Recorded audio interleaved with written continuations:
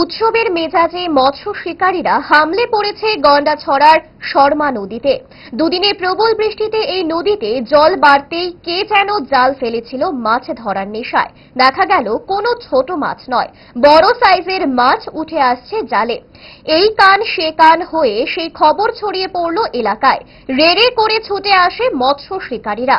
নৌকায় চড়ে বের হয়ে জাল নিয়ে অনেকে এসে নেমে পড়ে শর্মায়। দু চার টান দিতেই আহ্লাদে আটখানা শিকারীরা।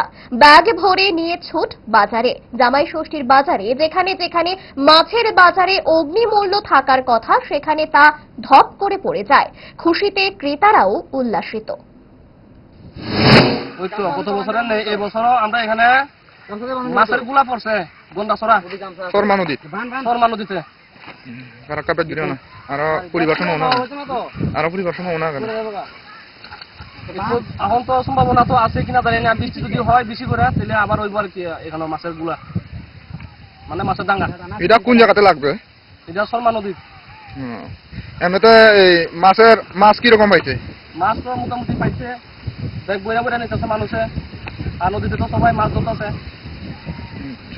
দোষ আপনার ফুড হ্যাবিটে নয়, ভেজালে। সেই মায়ের আমল থেকেই তারা 5 দশক ধরে গ্যাস, অম্বল ও পেটের সমস্যা একমাত্র সমাধান গ্যাস নল।